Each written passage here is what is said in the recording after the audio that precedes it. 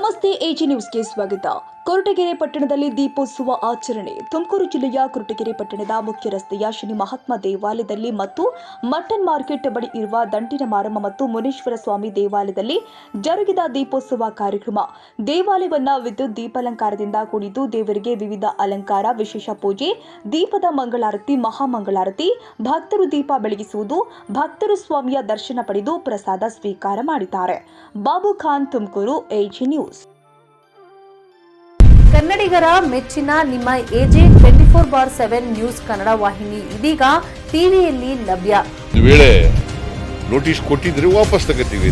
ಇವತ್ತು ವಕ್ಫ್ ಪ್ರಾಪರ್ಟಿ ಅಂತೇಳಿ ಬರ್ತದೆ ಅಂತ ಹೇಳಿದ್ರೆ ರೈತರ ಬೀದಿಗೆ ಬಂದ್ರೆ ಏನ್ ಮಾಡ್ಬೇಕಾಗುತ್ತೆ? ಯಾರು ವೋಟ್ ಹಾಕಿಲ್ಲ ಅಂದ್ರೆ ಗ್ಯಾರಂಟಿನೆಲ್ಲ ಸ್ಟಾಪ್ ಮಾಡ್ಬಿಡ್ತೀವಿ.